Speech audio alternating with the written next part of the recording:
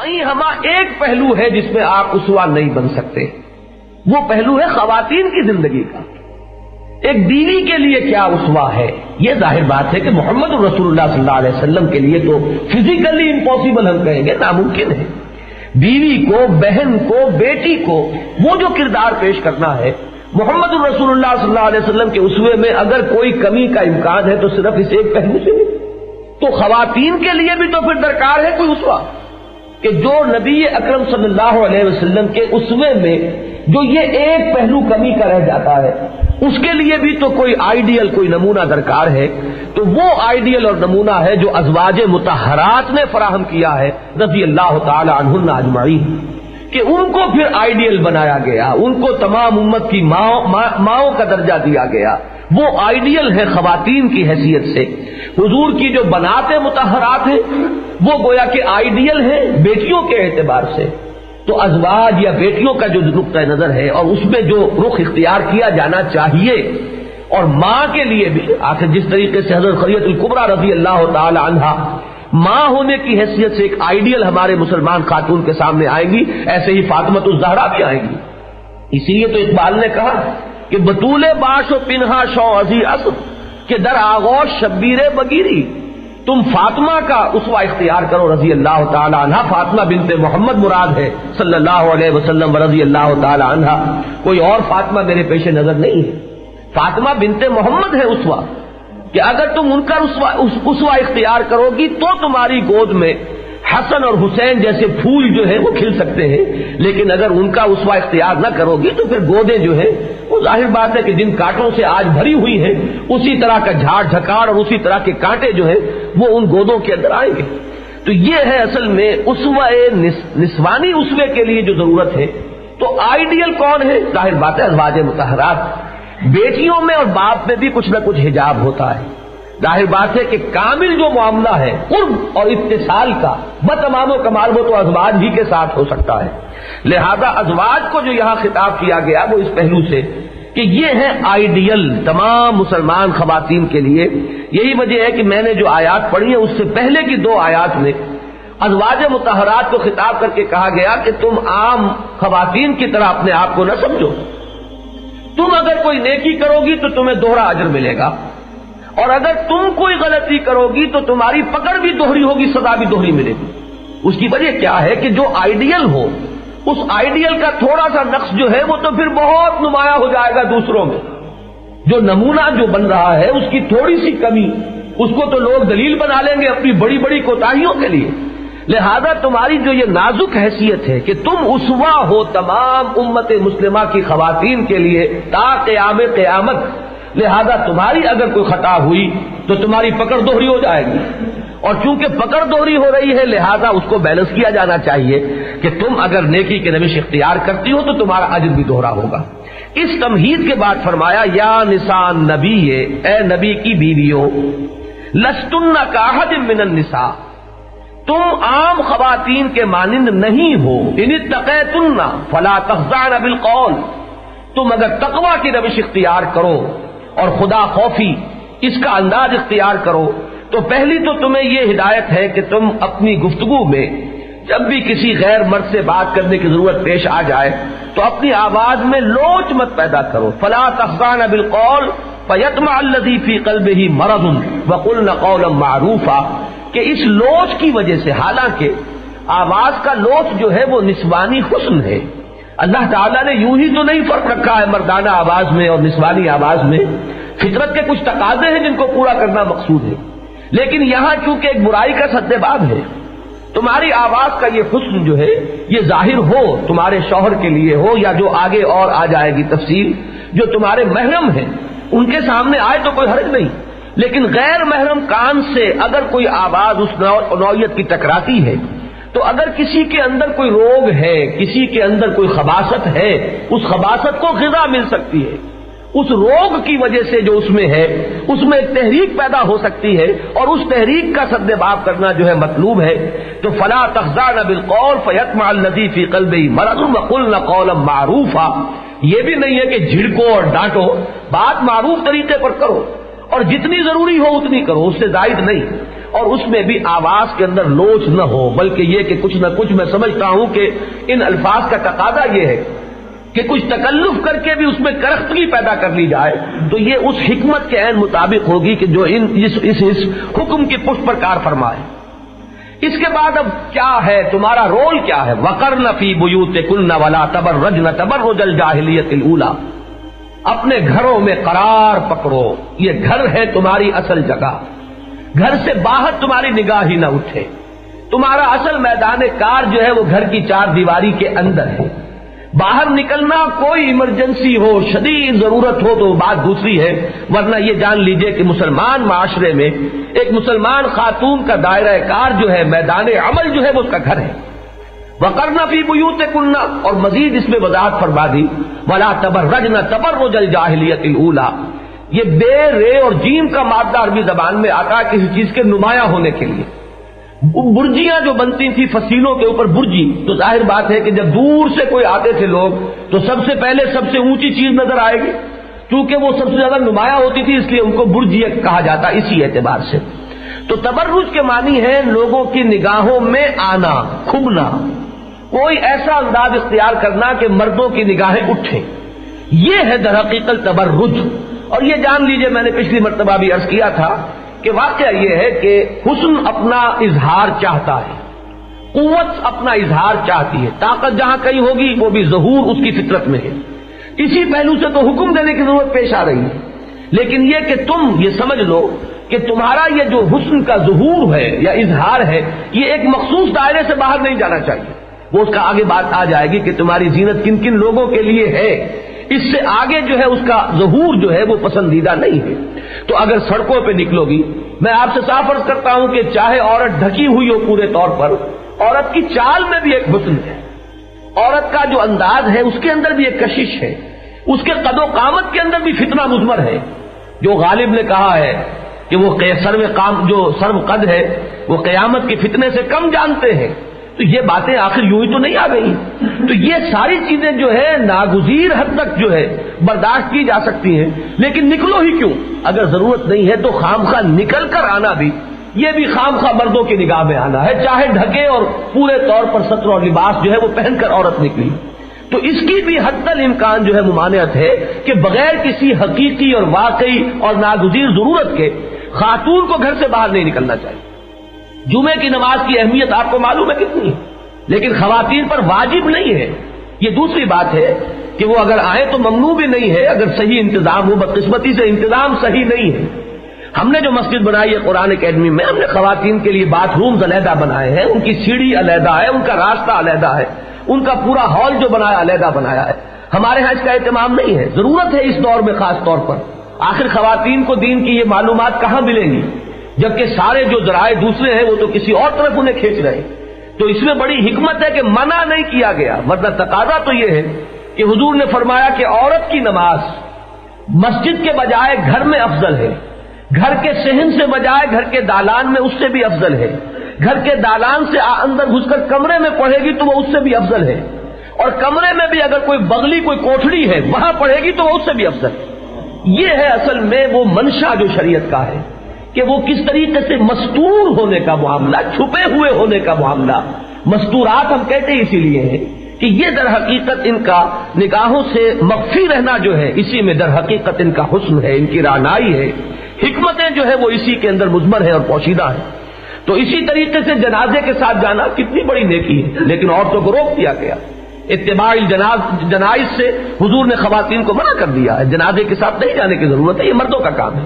تو یہ میں نے آپ کو بتایا، ایمرجنسی ہوگی تو بات بالکل دوسری ہو جائے گی، وہاں جا کر تو یہ قواعد جو ہے نارمل یہ ہولڈ نہیں کرتے، لیکن یہ ہے کہ اصل جو دین کا مثبت طور پر جو مزاج ہے اس کے سمجھنے میں میں سمجھتا ہوں کہ کسی بھی مغالطے کی گنجائش نہیں ہے اگر انسان واقعتاً سمجھنا چاہے۔ دین کو موم کی ناک بنا کر اپنے پیچھے لگانا ہو تو بات اور ہے، لیکن اگر دین کا اتباع کرنے کا ارادہ کر لیا جائے تو پھر کوئی چیز مخفی نہیں ہے، ڈھکی چھپی ہوئی نہیں ہے، ایسے نہیں ہے کہ اس کو سمجھنے کے اندر دقت ہو رہی ہو۔ فرمایا وَأَقِمْنَ الصَّلَاةَ، تمہارا جو پازیٹو کردار ہے نماز قائم کرو، آتین الزکاۃ، زکات ادا کرو، وَأَطِعْنَ اللَّهَ وَرَسُولَهُ، اللہ اور اس کے رسول کی اطاعت میں اور آگے بڑھو۔ انما یرید اللہ لیذھب عنکم الرجس اہل البیت، اے نبی کے گھر والوں، اللہ تو یہ چاہتا ہے کہ تم سے ہر نوع کی برائی کو، خرابی کو، نجاست کو خوب دھو کر، رگڑ رگڑ کر تمہیں پاک اور صاف کر دے، وَيُطَهِّرَكُمْ تَطْهِيرًا۔ عربی زبان میں ایک تو باب تفعیل جو ہے تطہیر، یہ آتا ہے بہت اہتمام سے کسی چیز کو پاک کرنا اور صاف کرنا، اور بالکل اس کو ہر طرح کی نجاست اور گندگی سے بڑے اہتمام کے ساتھ اسے دھو دینا اور صاف کر دینا۔ پھر عربی زبان میں جب فعل کے بعد مصدر لایا جائے، ضربتہ ضربا، میں نے اسے مارا،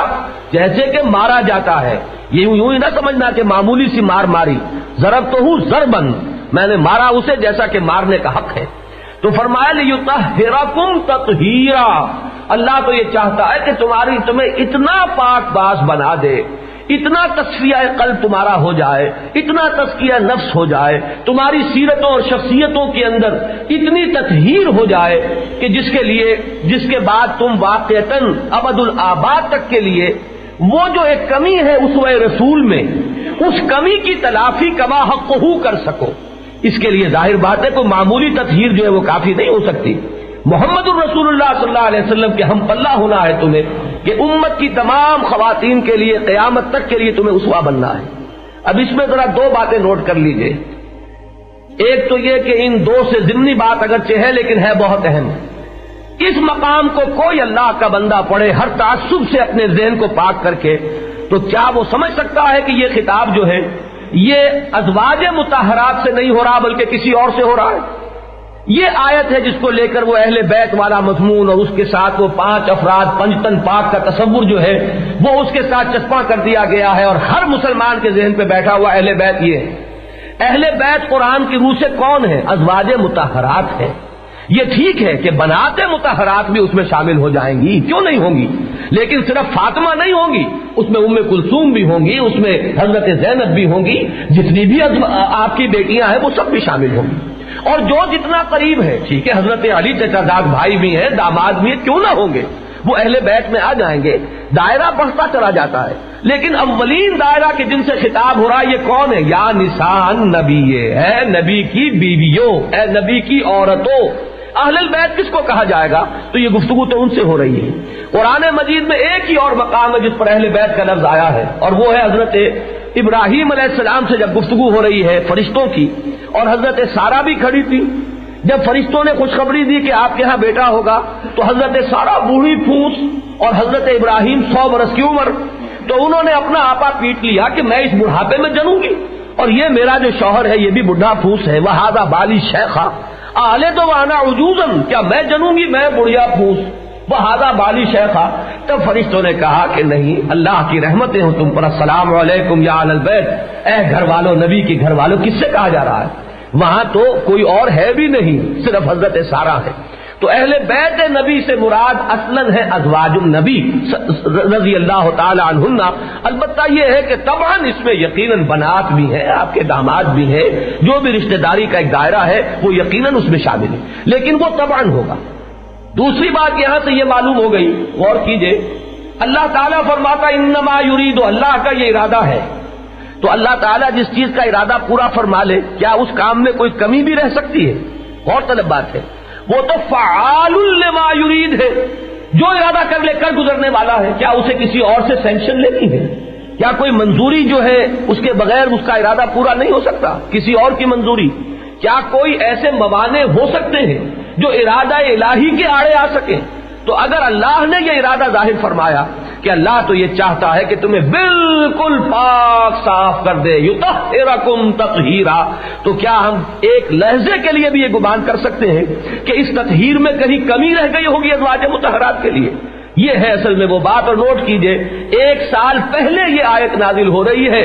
واقعہ افک جو ہے ابھی 1 سال بعد ہونے والا ہے۔ ان چیزوں کے اندر جو حکمت مضمر ہے ان کو سامنے رکھیے، کہ یا تو یہ مانیے کہ اللہ بے بس ہے، عاجز ہے، تب تو ٹھیک ہے، آپ جو چاہے کر گزریں، لیکن اس صورت میں یہ کہ اپنے ایمان کی خیر بنائیے، پھر وہ ایمان بھی درست ہے کہ نہیں ہے۔ لیکن اگر 1 سال پہلے اللہ یہ اعلان کر چکا ہو اور وہ اعلان یقیناً اولین جو ہے خطاب اس میں وہ ازواج مطہرات سے ہے، تو پھر بھی اگر کوئی گندگی کا کوئی تصور اپنے ذہن میں لیے ہوئے ہو کسی زوجہ محترمہ کے لیے محمد الرسول اللہ صلی اللہ علیہ وسلم کے، تو اصل میں وہ اس کے اپنے ذہن کی گندگی ہے، اس کا اپنا بھیجا جو ہے وہ سڈاس کے مانند متعفن ہے، ورنہ یہ ہے کہ کسی بھی زوجہ مطہرہ محمد الرسول اللہ صلی اللہ علیہ وسلم کے گھر میں آنے والی کسی خاتون کے بارے میں ایسا کوئی خیال تک ذہن میں اور قلب کے کہیں کسی گوشے میں آنا جو ہے ممکن نہیں ہے۔ تو یہ ہے اصل میں وہ پازیٹو کردار۔ اور اس کے بعد فرمایا وَاذْكُرْنَ مَا يُتْلَىٰ فِي بُيُوتِكُنَّ مِنْ آيَاتِ اللَّهِ وَالْحِكْمَةِ، اور جو اللہ کی آیات اور حکمت تمہارے گھروں کے اندر جو یہ خون برس رہا ہے، تمہارے گھروں میں جو بارش ہو رہی ہے، قرآن تمہارے گھروں میں نازل ہو رہا ہے، اور حضور نے حضرت عائشہ کی تو خاص فضیلت بیان فرمائی کہ ان کے لحاف میں بھی وہی نازل ہوئی ہے، کسی اور زوجہ محترمہ کے لحاف میں وہی نازل نہیں ہوئی، محمد الرسول اللہ صلی اللہ علیہ وسلم پر حضرت عائشہ وہ ہیں کہ حضور فرماتے کہ ان کے لحاف میں بھی مجھ پر وہی نازل ہوئی ہے۔ تو یہ جو بارش جو ہے انوار کی تمہارے گھروں میں ہو رہی ہے اور خون برس رہا ہے، میں پھر کہہ رہا ہوں اس کو سمیٹو، یہ ہے اصل دولت، یہ ہے اصل سرمایہ، اور کسی طرف تمہارا دھیان ہی کاہے کو جائے گا، یہی کام اتنا بڑا ہے۔ اور اس میں بھی جان لیجیے حضرت عائشہ ٹاپ پر ہے، اور حضرت عائشہ سے یہ کم سنی کی عمر میں جو شادی ہوئی ہے اس کی حکمت یہی ہے کہ انہوں نے اس وقت جب کہ ذہن بہت ہی قبول کرنے والا ہوتا ہے، بڑی عمر میں جا کر ذہن کے اندر تلقی کی وہ صلاحیت نہیں رہتی، ایک عمر ہے جب تک انسان چیزیں سیکھ سکتا ہے، اس سے آگے جا کر ایک مزاج بن چکا ہوتا ہے، اس کو ڈھالنا جو ہے کسی نئے انداز میں یہ پھر مشکل ہو جاتا ہے۔ تو یہ جو بالکل نیم پختگی کے عالم میں حضور کے گھر میں حاضر ہو گئی حضرت عائشہ صدیقہ رضی اللہ تعالی عنہا، تو حضور نے پھر گویا کہ ان کو تربیت دی، حضور ان کے مربی ہیں، حضور ان کے مزکی ہیں، صرف شوہر نہیں ہیں اور معلم ہیں۔ تو تربیت و تزکیہ نبوی اور تعلیم قرآن اور حکمت سے جتنا حصہ اور جتنا فیض پایا ہے حضرت عائشہ صدیقہ رضی اللہ تعالی عنہا نے، کسی اور کا سوال نہیں۔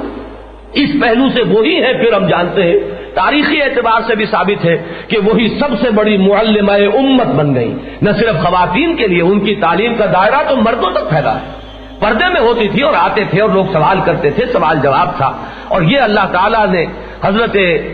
خود نبی اکرم صلی اللہ علیہ وسلم اور ازواج مطہرات کو اتنی ایثار جو ہے اس کی ہمت عطا فرمائی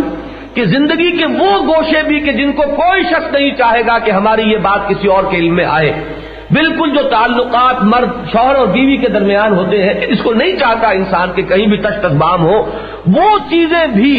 چونکہ اسوہ بننا ہے، چونکہ یہاں سے یہ طے ہونا ہے کہ جائز کیا ہے ناجائز کیا ہے، کس معاملے میں کس حد تک انسان جا سکتا ہے، کس حالت میں آخری کون سی چیز ہے جہاں تک کہ انسان جو ہے بڑھ سکتا ہے۔ ان تمام چیزوں میں بھی بعض منکرین حدیث نے اسی کو فتنہ بنا لیا، ایسی ایسی چیزیں حدیثوں میں آ گئی۔ خدا کے بندو، یہ بھی زندگی کا جز ہے۔ کیسے معلوم ہوگا کسی شخص کو روزہ رکھ کر وہ اپنی بیوی سے کس حد تک قرب حاصل کر سکتا ہے؟ معلوم ہوگا تبھی تو آخر اس پر عمل ہو سکے گا، ورنہ کیسے ممکن ہے؟ تو ان تمام چیزوں کا بھی وہ پورے شرح و بس کے ساتھ بیان ہو گیا، اور یہ ہے وہ رول وَاذْكُرْنَ مَا يُتْلَىٰ فِي بُيُوتِكُنَّ مِنْ آيَاتِ اللَّهِ وَالْحِكْمَةِ إِنَّ اللَّهَ كَانَ لَطِيفًا خَبِيرًا، اللہ تعالیٰ بہت باریک بین ہے اور باخبر ہے۔ اس کے بعد جو طویل آیت ہے میں نے پڑھ دی تھی، اب ذرا ترجمہ آپ پھر سن لیجئے۔ یہ در حقیقت اس بات کی طرف اشارہ کر رہی ہے جو میں پہلے بیان کر چکا ہوں، جہاں تک مذہبی، دینی، اخلاقی اور روحانی میدان کا تعلق ہے، مرد اور عورت میں کوئی فرق نہیں، نیکی کے لیے کھلا ہوا میدان، مرد بڑھے عورت بڑھے، صدقات ہیں، خیرات ہیں، نماز ہے، روزہ ہے،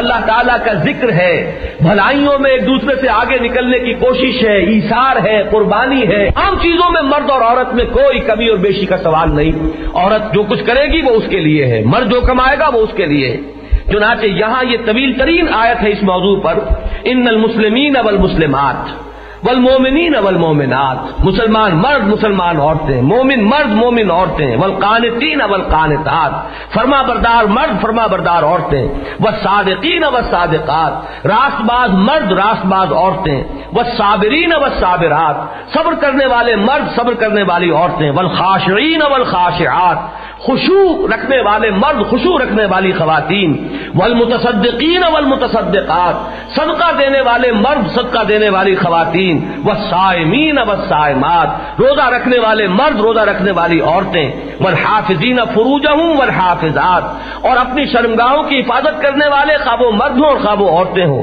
والذاکرین اللہ کثیرا والذاکرات، اور اللہ کو کثرت سے ذکر کرنے والے مرد اور ذکر کرنے والی عورتیں، اعد اللہ لہم مغفرۃ واجرا عظیما، ان کے لیے اللہ تعالی نے وعدہ فرمایا ہے اور تیاری کی ہوئی ہے مغفرت کی بھی اور اجر عظیم کی، بہت بڑا اجر و ثواب۔ تو یہ مقام تو آج ذرا تفصیل میں جانے کا موقع نہیں ہے، میں یہ بات آج مکمل کر دینا چاہتا ہوں۔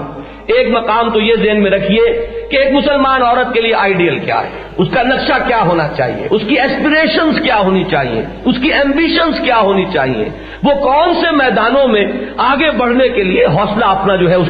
کو پورا کرے۔ اس کے بعد اب آئیے دوسرا مقام ہے کہ جس میں اب وہ احکام آ رہے ہیں کہ جن میں حکم دیا جا رہا ہے گھر میں کس طرح تمہیں رہنا ہے۔ سب سے پہلی آیت جو ہے وہ فرمائی، یا ایھا الذین آمنوا لا تدخلوا بیوت النبی الا ان یؤذن لکم الی طعام غیر ناظرین اناہ، اہل ایمان نبی کے گھروں میں داخل نہ ہوا کرو سوائے اس کے جب کہ تمہیں بلایا جائے کھانے کے لیے۔ دعوت کا اہتمام اگر ہے، حضور کے ہاں دعوت ہے تو آؤ جب کھانے کا وقت ہو، غیر ناظرین اناہ ہو، یہ ایسا نہ ہو کہ وقت سے پہلے ہی پہنچ جاؤ اور اب انتظار ہو رہا ہے کھانے کا۔ ولیکن اذا دعیتم فادخلوا، جب تمہیں بلایا جائے تو داخل ہو۔ فاذا طعمتم فانتشروا، اور جب کھانا کھا چکے تو اب جاؤ، اپنے گھروں کو لوٹ جاؤ، منتشر ہو جاؤ۔ ولا مستأنسین لحدیث، اب یہ نہیں کہ حضور کی گفتگو سے متمتع ہونے کے لیے بیٹھے ہوئے ہیں اور وہاں سے جو ڈیرا لگایا ہے تو وہاں سے اٹھنے کا نام نہیں لے رہے۔ ان ذالکم کان یؤذی النبی، یہ چیزیں وہ ہیں جو نبی کو ایذا پہنچانے والی ہیں۔ فیستحیی منکم، لیکن نبی حیا برتتے ہیں تم سے، وہ مروت کی وجہ سے تم سے کچھ کہہ نہیں سکتے۔ واللہ لا یستحیی من الحق، اور دیکھو اللہ کو تو صحیح بات کے بیان کرنے میں کوئی حیا نہیں ہے۔ یہ پہلا حکم آیا اس سلسلے میں کہ نبی کے گھروں میں ایک تو بے محابانہ چلے جانا، پہلے سے جا کر، ظاہر بات ہے کہ گھر کوئی وہ 8 ایکڑ پر بنی ہوئی کوٹھیاں تو تھی نہیں کہ مردانے علیحدہ زنانے علیحدہ، چھوٹے چھوٹے حجرے ہیں اور اسی میں ساری ضروریات پوری ہو رہی ہیں۔ جا کر اگر بیٹھ گیا ہے تو اب ظاہر بات ہے کہ وہ جو ان کا کام ہے پردے میں رہتے ہوئے اپنے ستر اور حجاب کو ملحوظ رکھتے ہوئے اپنی ذمہ داریوں کو ادا کرنا مشکل ہے۔ یہ تو ہو سکتا کھانا تیار ہو گیا، رکھ دیا گیا، اب وہ خاتون کہیں ایک طرف ہو گئی اور لوگ کھانے والے جو آ کر کھائیں اور پھر اس کے بعد چلتے بنے۔ لیکن اگر تم ایسا کرو گے تو وہ جو تمدنی نظام ہے وہ درہم برہم ہو جائے گا۔ اس کے بعد فرمایا وَإِذَا سَأَلْتُمُوهُنَّ، اور جب تمہیں ان سے کوئی چیز مانگنی پڑے متاعًا فَاسْأَلُوهُنَّ مِنْ وَرَاءِ حِجَاب، تو مانگو ان سے پردے کے پیچھے سے۔ یہ حجاب کا لفظ جو ہے یہ قرآن مجید میں اس مقام پر آیا ہے۔ معلوم ہوا کہ براہ راست روح در روح ہو کر گفتگو کرنا جو ہے اس کی اجازت نہیں ہے، بلکہ پردہ درمیان میں حائل ہو۔ یہی در حقیقت وہ آیت ہے کہ جس کا پھر حضرت عائشہ صدیقہ رضی اللہ تعالی عنہا نے حوالہ دیا ہے کہ جب وہ غزوہ بنی المصطلق سے واپسی پر وہ واقعہ پیش آیا اور آپ پیچھے رہ گئی، اور وہ ایک صاحب جو صفوان، حضرت صفوان، جن کی ڈیوٹی تھی کہ وہ پیچھے کوئی گری پڑی چیز ہو، کوئی رہ گیا ہو، کمزور ضعیف آدمی، تو ان کا وہ حساب اور ان کے لیے اہتمام کرتے تھے۔ انہوں نے دیکھا ایک خاتون پڑی ہے، سو رہی ہے، چہرہ کھلا ہوا ہے، پہچان لیا حضرت عائشہ ہے۔ انہوں نے کہا انا للہ و انا الیہ راجعون۔ ان کے انا للہ کہنے سے آنکھ کھلی تو فوراً فرماتی ہیں کہ میں نے اپنا چہرہ ڈھک لیا، اور صفوان نے مجھے اس لیے پہچان لیا کہ آیت حجاب کے نازل ہونے سے پہلے اس نے مجھے دیکھا تھا، اس لیے کہ ابھی آیت حجاب جب تک نازل نہیں ہوئی تھی تو یہ پردہ نہیں تھا، تو چونکہ اس سے پہلے اس نے مجھے دیکھا ہوا تھا لہذا اس نے مجھے پہچان لیا کہ یہ عائشہ ہے، ورنہ جیسے ہی اس وقت آنکھ کھلی ان کی تو انہوں نے فوراً اپنا چہرہ ڈھک لیا۔ یہ ہے در حقیقت وہ آیت حجاب، جس کو وہ جو پوری طویل حدیث ہے حضرت عائشہ صدیقہ رضی اللہ تعالی عنہا سے مروی، اس میں آیت حجاب جو ہے یہ آیت ہے کہ پردہ حائل ہونا چاہیے۔ اس سے یہ چہرے کا پردہ جو ہے اس کا قطعی ثبوت ہے جو قرآن مجید سے مل جاتا ہے۔ فرمایا ذالک اطہر لقلوبکم وقلوبہن، یہ چیز نہایت پاکیزہ ہے تمہارے دلوں کے لیے بھی اور ان کے دلوں کے لیے بھی۔ قرآن مجید ایسی فطری بات کرتا ہے، فطرہ سمجھ لیجئے، لوگ چاہے ڈینگیں کتنی بھی مار لیں اور سمجھ لیں کہ ہم تو بڑے مہذب ہو گئے، متمدن ہو گئے، جان لیجئے عورت اور مرد ان میں جو ایک دوسرے کے لیے کشش ہے وہ فاطر فطرت کو معلوم ہے کہ کتنی ہے، آپ چاہے کتنا ہی اس کو چھپا لیں۔ نفس انسانی کے اندر جو کیفیات ہیں ان کا جاننے والا ہم سے بڑھ کر وہ ہے جس نے اس مشینری کو بنایا ہے، اس میں کیسے کیسے احتمالات ہیں کہ جو پیدا ہو جاتے ہیں وہ جانتا ہے، لہذا اس کا فیصلہ یہ ہے کہ تمہارے لیے بھی اور ان کے دلوں کے لیے بھی زیادہ جو پاکیزہ طریقہ ہے وہ یہی ہے، وَمَا كَانَ لَكُمْ أَن تُؤْذُوا رَسُولَ اللَّهِ وَلَا أَن تَنكِحُوا أَزْوَاجَهُ مِن بَعْدِهِ أَبَدًا،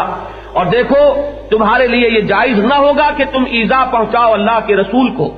اور یہ کہ ان کے بعد ان کی بیویوں سے شادی کرو، کبھی بھی خیال بھی دل میں لاؤ، وہ تو تمہارے لیے امہات کے درجے میں ہے۔ ان ذالکم کان عند اللہ عظیما، یہ چیز اللہ کے نزدیک بہت بڑی ہوگی، بہت بڑا گناہ، بہت بڑی جسارت ہوگی۔ ان تبدوا شیئا او تخفوه فإن اللہ کان بكل شیء علیما، اگر تم کوئی چیز ظاہر کرو گے یا چھپاؤ گے تو اللہ کو تو ہر چیز معلوم ہے، کوئی برا خیال دل میں بھی لاؤ گے اگر تو وہ بھی اللہ کے علم میں ہے، یہ نہیں کہ تم نے زبان سے نہیں کہا لیکن دل میں بھی اگر کوئی برا خیال آ گیا ازواج النبی کے لیے تو جان لو کہ اللہ کو خوب معلوم ہے اور اللہ تم سے ایک ایک چیز کا حساب لے گا۔ اس کے بعد فرمایا لا جناح علیہن، کوئی حرج نہیں ہے ان پر، ان لوگوں کے بارے میں، یعنی اگر وہ ان کے سامنے آ جایا کریں۔ اب یہاں لفظ حجاب کے تحت آ رہی ہے بات کہ پردے سے مستثنا کون کون ہوں گے، انہی کو ہم محرم کہتے ہیں کہ جن سے چہرے کا پردہ نہیں ہوگا وہ کون کون ہے، وہ ہے کھلے چہرے کے ساتھ عورت، مسلمان عورت جن کے سامنے آ سکتی ہے وہ کون ہے۔ اور یہ آیت ابھی یہ اتنی مفصل نہیں ہے، یہاں آپ دیکھیں گے کہ 7 کا ذکر ہے، یہ مضمون جا کر مکمل ہوا سورہ نور کی آیت میں، وہ ابھی ہم پڑھیں گے، وہاں 12 ہے، لیکن یہاں جو ہے اصول معین ہو گئے اور رخ جو ہے وہ طے ہو گیا کہ رخ کیا ہے۔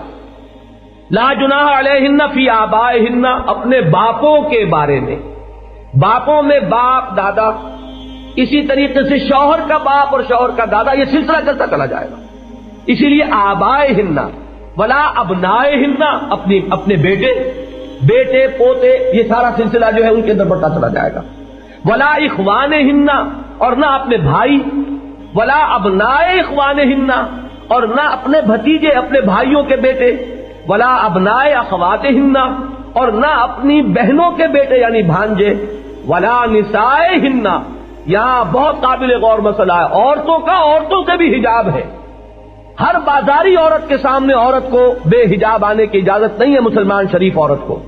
یہ بازاری عورتیں جو ہے جو فتنے پھیلاتی ہیں اس کا اگر آپ کو اندازہ ہو تو واقعہ یہ ہے کہ یہاں نسائہن، اپنی خواتین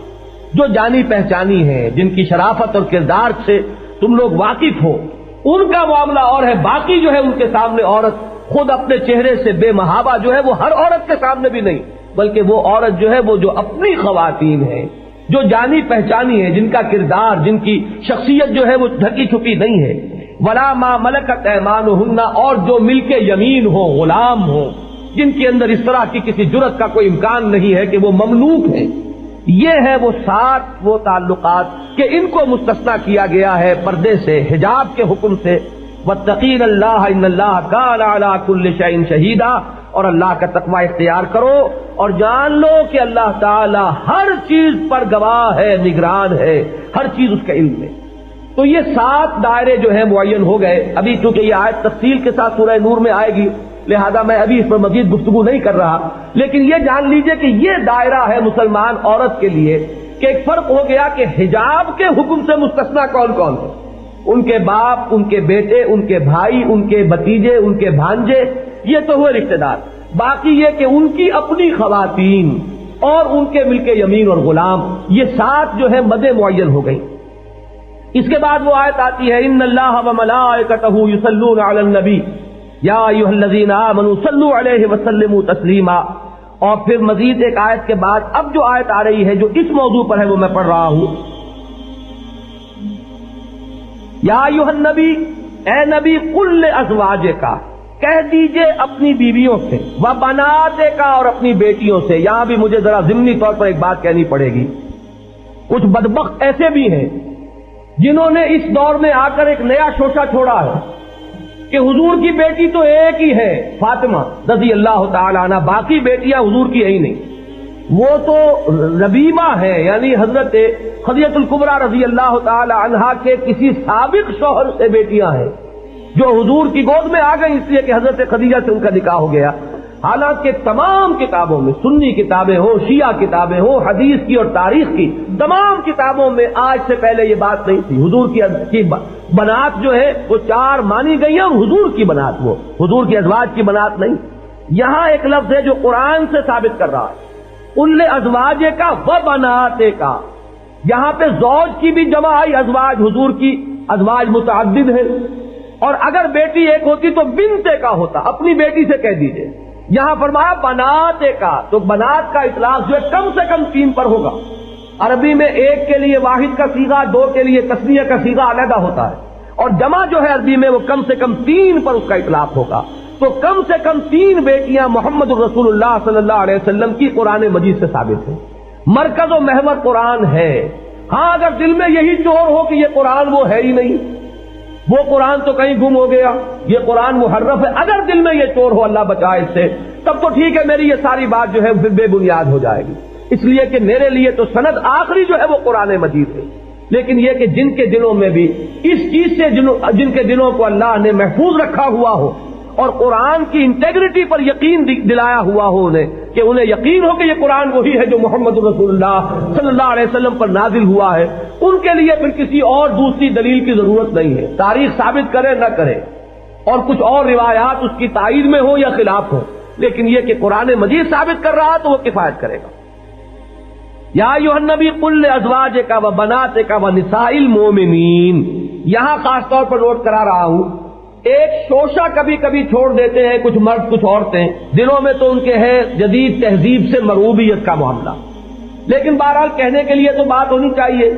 تو اب تک جو باتیں ہوئی تھی اس کے بارے میں کہہ سکتے صاحب یہ تو ازواج مطہرات کے لیے خاص احکام ہے، کیونکہ بظاہر گفتگو ازواج مطہرات سے ہو رہی ہے۔ اس کا ایک جواب تو میں دے چکا ہوں، یہ اس لیے ہے کہ اصل میں آئیڈیل وہ ہے، نمونہ انہیں بننا ہے، تو آخر نمونے کو جو بات بتائی جا رہی ہے وہ اس لیے تو بتائی جا رہی ہے کہ مطلوب ہے سب کے لیے، ورنہ نمونے ہونے کا کوئی سوال نہیں۔ اگر وہ نمونہ ہے تو یہ احکام جو ہے ان کے مخاطب صرف ازواج مطہرات نہیں رہیں گی، بلکہ یہ کہ تمام مومنات مسلمات جو ہے اس کے مخاطب ہو جائیں گی۔ اسی لیے اتنی طویل آیات میں مرد اور عورتوں کا کہ جو اوصاف بیان کیے گئے۔ اور دوسرے یہاں قرآن کے لفظ سے لے لیجئے، اے نبی کہہ دیجئے یا ایھا النبی قل لازواجک و بناتک و نساء المؤمنین، کہہ دیجئے اپنی بیویوں سے بھی، اپنی بیٹیوں سے بھی، اور مسلمانوں کی بیویوں سے، تمام خواتین اب یہاں آ گئیں، یدنین علیہن من جلابیبہن،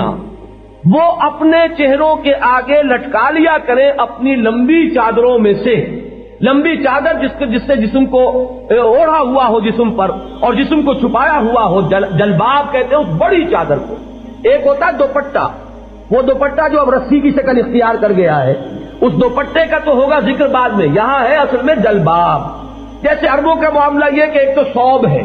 یہ جو ہوتا ہے کرتا، لمبا کرتا، اس کے بعد کوئی چغا ہوگا، کوئی نہ کوئی کمبل ہوگا،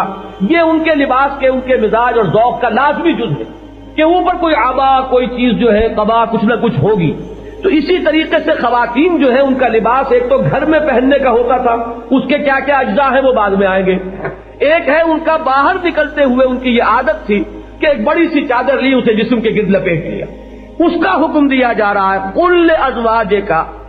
و بناتک و نساء المؤمنین یدنین علیہن من جلابیبہن، وہ اپنے جلباب جو ہے، اپنی جو بڑی چادریں ہیں، ان کا ایک کونا، ان کا کچھ حصہ اپنے چہروں کے آگے لٹکا لیا کریں، ذالک ادنیٰ ان یعرفن فلا یؤذین، یہ بہت قریب تر ہے اس سے کہ ان کو پہچان لیا جائے کہ یہ مسلمان خواتین ہیں۔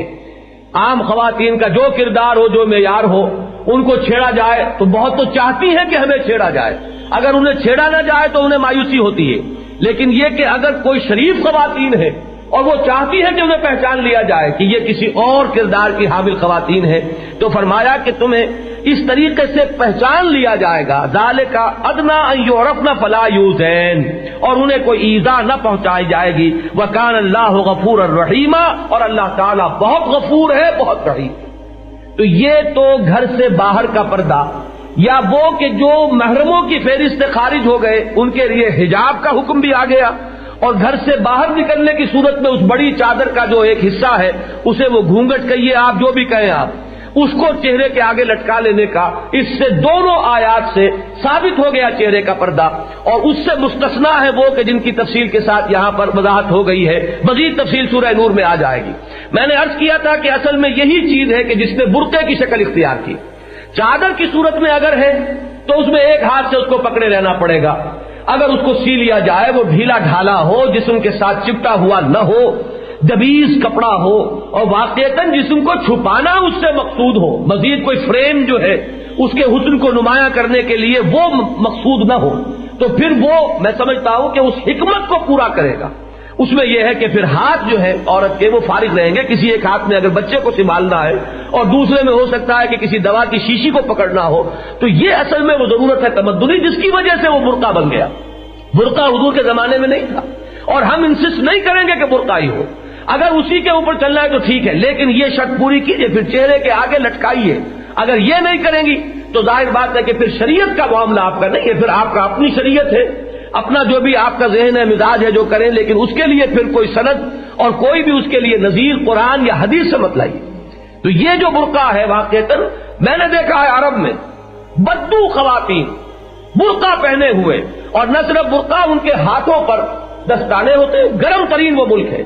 پاؤں میں جرابیں ہوتی ہیں، یہ ہاتھ اور پاؤں بھی ان کے نظر نہیں آئیں گے، اور ایسا نہیں ہے کہ وہ گھر میں بیٹھی ہوئی ہو صرف، یا صرف کوئی بازار میں شاپنگ کے لیے نکلی ہوئی ہو تو یہ حال ہے، ہاتھ میں ان کے لکڑی ہے اور وہ بھیڑیں اور بکریاں چرا رہی ہیں، یا اونٹوں کا گلہ ہے اور لاٹھی لیے ہوئے اونٹوں کو جو ہے وہ کسی طرف لے کر جا رہی ہے پانی پلانے کے لیے، اتنی سخت ترین خدمات وہ کرتی ہیں، لیکن یہ کہ اپنے حجاب کے احکام جو ہے اللہ نے جو دیے ہیں ان کی پابندی ہو رہی ہے۔ ہمارے ہاں ہندو ماحول جو تھا، اگرچہ ہندوستان میں ایک طرف تو راجپوتوں کے ہاں تھا پردہ، وہ تھا پردہ، لیکن عام طور پر جو ہے یہ پردہ ہندوستان میں نہیں تھا، لہذا ہمارا جو وہ ہندوانہ پس منظر ہے وہ ہے در حقیقت جو ہمارے دیہاتوں میں پھیلا ہوا ہے، اور اس کو دلیل بنا رہے ہیں کہ دیہاتی عورت جو ہے وہ پردہ کیسے کر سکتی ہے۔ پردہ کون سی چیز مانے ہے اس میں کہ وہ اسی طریقے سے اپنے جسم کو ڈھکے ہوئے ہو اور اس نے اپنے سر پر روٹی رکھی ہوئی ہو اپنے شوہر کے لیے اور وہ جا رہی ہو کھیت میں، کوئی چیز مانے نہیں۔ ان تمام چیزوں کو اگر کرتے ہوئے ان کی پابندی، اگر بھیڑیں بکریاں چرائی جا سکتی ہیں، ان کو چارہ ڈالا جا سکتا ہے، اونٹوں کی گلہ بانی کی جا سکتی ہے، اگر پانی لایا جا سکتا ہے تو کوئی وجہ نہیں ہے کہ کھیت کا کام نہ ہو سکے، اس میں یہ ساری حدود جو ہے برقرار رکھی جا سکتی ہے اگر نیت موجود ہو اور ارادہ موجود ہو، اور ارادہ یہ ہو کہ اللہ اور اس کے رسول کے حکم کی ہمیں اطاعت کرنی۔ لہذا یہ تو ہو گیا پردے کا وہ ایک پہلو جو گھر سے باہر کا ہے۔ اب جو آخری سورہ نور کی آیات میں آپ کو سنانا چاہتا ہوں، اب اس کی طرف آ جائیے۔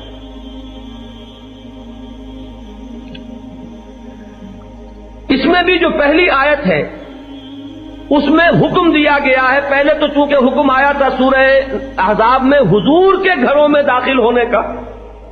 اب اس کو عام کیا گیا، یا ایھا الذین آمنوا لا تدخلوا بیوتا غیر بیوتکم حتی تستأنسوا، یہ جو ایک پرائیویسی ہے گھروں کی، اہل ایمان اپنے گھروں کے سوا کسی اور گھر میں جب تک کہ تمہاری آئیڈینٹیفیکیشن نہ ہو جائے کون ہو، تم سلام کرو وتسلموا علی اہلھا، اور اجازت لو، اذن لو، تب داخل ہو ورنہ پہلے داخل نہ ہو۔ پتہ نہیں گھر کی خواتین کس حالت میں بیٹھی ہیں، چاہے آپ کی بہن ہی ہے لیکن نہ معلوم اس وقت وہ کس لباس میں ہے، کہیں کپڑے دھو رہی تھی، اس کی آستینیں چڑھی ہوئی ہیں، ہو سکتا ہے کہ صحن کو دھو رہی ہو اور اس کا پائچہ بھی اوپر چڑھا ہوا ہو، اگرچہ بہن ہے لیکن چونکہ سطر جو ہے وہ تو بھائی کے لیے بھی ہے بہن کا، وہ باپ کے لیے بھی ہے بیٹی کا جسم، کہ جسم کے سوائے 3 حصوں کے کسی حصے پر نگاہ نہ پڑے، سوائے چہرے کی ٹکیا اور سوائے یہ ہاتھ اور پونچے سے باہر اور پاؤں ٹخنے سے نیچے، اس کے سوا باپ جو ہے بیٹی کے جسم کو نہیں دیکھ سکتا، بھائی بہن کے جسم کو نہیں دیکھ سکتا، تو معلوم ہوا کہ گھروں میں بھی اس طرح داخل نہیں ہو جانا چاہیے۔ ٹھیک ہے کسی کو معلوم ہے کہ صرف میری بیوی اندر ہے تو جب چاہے جس طرح چاہے چلا جائے، لیکن یہ کہ ورنہ پوری طریقے سے کھنگار کر اذن لے کر آگاہ کر کے گھروں کے اندر داخل ہو۔ ذالکم خیر لکم لعلکم تذکرون، یہی تمہارے لیے بہتر ہے اگر تم واقعتاً نصیحت حاصل کرنا چاہتے ہو۔ اس کے بعد یہ گھروں میں داخلہ اور استئذان کے احکام ہیں، چونکہ وقت بہت کم رہ گیا ہے لہذا میں اسے اس وقت چھوڑ رہا ہوں۔ وہ ہمارے تمدن کا ایک معاملہ ہے، اس پر انشاءاللہ بعد میں کسی اور سلسلے میں گفتگو ہوگی۔ اب آگے آئیے، گھر کے اندر، چونکہ گھر کے داخلے سے بات شروع ہوئی ہے، اب اس کو ذہن میں رکھیے ربط، لہذا اب جو گھر کے اندر پردہ ہے اس کی بات ہو رہی ہے۔ یہ باہر نکلنے کی شکل میں غیر محرموں کے لیے تو معاملہ آ چکا، اب گھر میں داخل ہو کر کیا ہے؟ قل للمؤمنین یغضوا من ابصارہم ویحفظوا فروجہم، اے نبی اہل ایمان مردوں سے کہیے کہ وہ اپنی نگاہیں نیچی رکھیں اور اپنی شرمگاہوں کی حفاظت کریں، ذالک ازکا لہم، یہی ان کے لیے زیادہ پاکیزہ طریق عمل ہے۔ ان اللہ خبیر بما یصنعون، جو کچھ وہ کر رہے ہیں اللہ تعالیٰ اسے باخبر ہے۔ وقل للمؤمنات یغضضن من ابصارہن ویحفظن فروجہن ولا یبدین زینتہن، اور اہل مومن جو خواتین ہیں اہل ایمان، ان سے بھی یہ کہیے کہ وہ بھی اپنی نگاہیں نیچی رکھیں اور اپنی شرمگاہوں کی حفاظت کریں اور اپنی زینت کو ظاہر نہ ہونے دیں سوائے اس کے کہ جو ظاہر ہو ہی جائے، الا ما ظہر منہا، پر یہ بھی اصل میں جہاں بھی موقع مل جاتا ہے انگلی رکھنے کا، وہاں بڑے بڑے محل جدید دور کی جو جدید فیشن کی جو پرستار خواتین ہیں انہوں نے تعمیر کر دی ہیں۔ الا ما ظہر منہا کیا ہے وہ میں پہلے عرض کر چکا ہوں، عورت کا قد کاٹ، اس کے جسم کی جو ساخت ہے یہ خود اپنی جگہ پر ایک زینت ہے، یہ کتنا ہی ہاتھ چھپا لے نہیں چھپ سکتی، یہ تو ظاہر بات ہے کہ خود بخود ظاہر ہو جانے والی چیزیں ہیں۔ آخر ہاتھ ہے، ہاتھ کی بھی ساخت ہے، ہاتھ کے ساخت میں ایک حسن ہے، انگلیوں کے اندر بھی ایک حسن ہے۔ اب یہ چیزیں تو ہے کہ اگر ان سب کے اوپر پردے ڈال دیے جائیں باہر نکلتے ہوئے، تو میں عرض کر چکا ہوں کہ عرب خواتین کا میں نے اپنی آنکھوں سے یہ طرز عمل دیکھا ہے، وہ بدوی خواتین کے ان کے ہاتھوں پر دستانے اور پاؤں میں جرابیں، لیکن یہ کہ گھر کے اندر تو بہرحال ایسا نہیں ہو سکتا۔ تو یہ جو زینت از خود ظاہر ہو جاتی ہے، کتنا ہی چھپائیں آپ، وہ تو بہرحال چھپنے والی چیزیں نہیں ہیں۔ اس لیے فرمایا کہ جو چیزیں چھپ ہی نہ سکتی ہوں ان کے علاوہ جو ہے مزید اپنی زیبائش یا زینت کا اظہار جائز نہیں ہے۔ وَلْيَضْرِبْنَ بِخُمُرِهِنَّ عَلَى جُيُوبِهِنَّ، اب یہ آ گیا خمار کا لفظ، یہ ہے وہ اوڑھنی کے جو گھر میں اوڑھی جاتی ہے، اپنی اوڑھنیوں کے بکل مار لیا کریں اپنے گریبانوں پر، کیونکہ یہ بہرحال چاہے آپ نے کرتا پہنا ہوا ہے، دبیز کرتا ہے، لیکن سینوں کے ابھار جو ہے وہ نمایاں ہو جائیں گے، ان کو کسی نہ کسی طور سے چھپانا جو ہے وہ ضروری ہے۔ لہذا اس کے لیے خاص طور پر علیحدہ سوچئے کہ یہ قرآن مجید ہے، ایک ایک لفظ اس کا قیمتی ہے اور اٹل ہے، گنجینہ معنی کا طلسم اس کو سمجھیو، جو لفظ کے غالب میرے اشعار میں آوے، یہ کوئی شاعری تو نہیں ہے، یہاں پر اگر الفاظ آ رہے ہیں اور اتنی تاکید کے ساتھ، وَلْيَضْرِبْنَ بِخُمُرِهِنَّ عَلَى جُيُوبِهِنَّ، اپنے گریبانوں کے اوپر ان کے بکل مار لیا کریں، وَلَا يُبْدِينَ زِينَتَهُنَّ، اور نہ ظاہر کیا کریں اپنی زینت، اللہ، اب یہاں سے آیا وہ جو 7 وہاں تھے یہاں 12 ہو گئے، جو بھی دائرہ توسع کا ہے، اتنی تفصیل سے وہاں آنے کے بعد مزید کچھ رعایتوں کا اعلان یہاں ہو رہا ہے۔ تو اب آپ سوچئے کہ اس سے زائد بڑھنا چاہے تو پھر یہ آپ کا فیصلہ ہے۔ جہاں تک تو اللہ تعالیٰ نے رعایت دے دی ہے، اس ابتدائی حکم کے بعد 7 پر 4 اور 5 اور جو ہے اضافے کر دیے گئے مزید توضیح میں، لیکن یہ کہ اس سے آگے بڑھیں گے تو لا تقدموا بین یدی اللہ ورسولہ، اللہ اور اس کے رسول سے آگے مت بڑھو، اس حکم کی خلاف ورزی ہو جائے گی، پھر وہ گویا کہ دائرہ اسلام سے باہر ہونے والی بات ہے۔ وہ کون ہے؟ یہاں فرمایا الا بعولتہن، سب سے پہلے تو یہ کہ ان کی زیبائش اور آرائش اور زینت، اس کے ظہور جو ہے وہ ان کے شوہروں کے لیے ہے اصلاً۔ بعولتہن او آبائہن، یا اپنے باپ، او آبائے بعولتہن،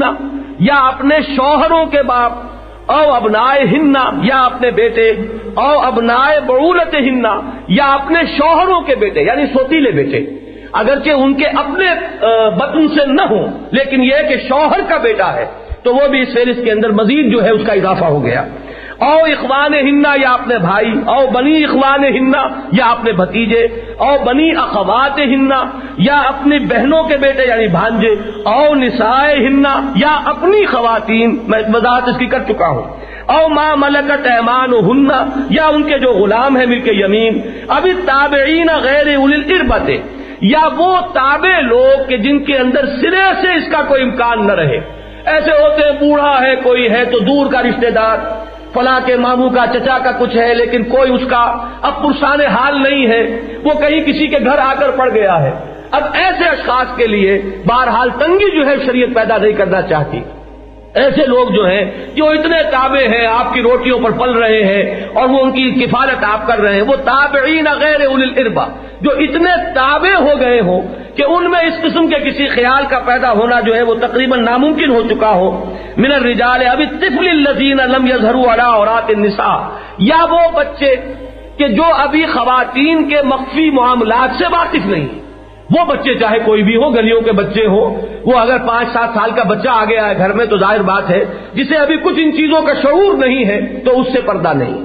اب آپ سوچئے، غور کیجئے، دیانت کے ساتھ سوچئے، میری بہنیں جو بھی یہاں ہوں، میں انہیں اللہ اور رسول کا واسطہ دے کر کہتا ہوں، اپنے دل سے پوچھیں، اپنے ضمیر سے پوچھیں، دیانت سے پوچھیں، یہ ساری باتیں کیوں بیان ہو رہی ہیں قرآن مجید میں؟ یہ کوئی کھیل ہے، تماشا ہے، شاعری ہے، یہ کیا ہے آخر؟ اللہ نے اتنی تفصیل کے ساتھ جو چیزیں بیان کی ہوں اور 2 جگہ پر وہ آئی ہوں تو یہ کس لیے؟ کوئی تفریح ہے،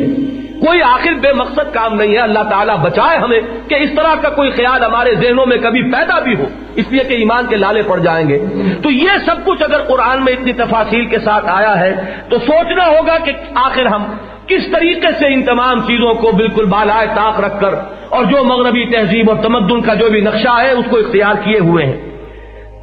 وَلَا يَضْرِبْنَ بِأَرْجُلِهِنَّ، اور چلتے ہوئے اپنے پاؤں کو بھی اس طرح نہ ماریں۔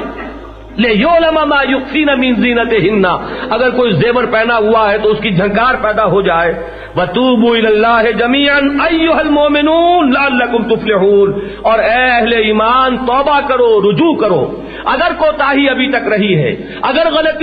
طرز عمل رہا ہے تو آخر کب موت جو ہے وہ سروں پر منڈلا رہی ہے؟ توبہ کرو اور بعد آ جاؤ اپنی حرکتوں سے، اپنے طرز عمل کو بدلو، گھروں کے نقشوں میں انقلاب آئے۔ اور اگر کچھ لوگوں کے اندر بھی یہ کام شروع ہو جائے، یہ سارا سننا سنانا بیکار ہے اگر پرنالہ وہیں بہے جہاں وہ بہتا رہا اور گرتا رہا ہے۔ تو اس سب کا آخر کچھ نہ کچھ نتیجہ نکلنا چاہیے۔ کچھ لوگ سوچیں، کمر ہمت کسیں، اور اگر واقعہ یہ ہے کہ اعلیٰ جو ہمارے جو گھرانے ہیں ان میں سے 2-4 میں بھی ان تقریروں کے بعد کوئی انقلاب پیدا ہوا تو یہ بھی ایک انیشیشن ہو جائے گی، ایک پروسیس کا آغاز ہو جائے گا۔ ہو سکتا ہے لوگوں کے سامنے آئے گا کہ لوگوں نے کچھ طرز عمل بدلا ہے، پہلے جو آنا جانا تھا گھروں کے اندر اب اس پر قدغنیں عائد ہو گئی ہیں۔ اللہ اور اس کے رسول کے احکام کو بہرحال کچھ لوگوں نے سپریم سمجھا ہے کہ یہ ہمارے تمدن سے یا ہماری تہذیب یا ہمارے احساسات، ہمارے دوستوں کے جذبات مجروح نہ ہو جائے۔ اللہ تعالیٰ ان سب سے نگاہوں کو ہٹا کر صرف اپنے اوپر اور اپنے رسول کی سنت کے اتباع پر ہماری نگاہوں کو جما دے۔ اقول قولی ھذا واستغفر اللہ لی ولکم ولسائر المسلمین والمسلمات۔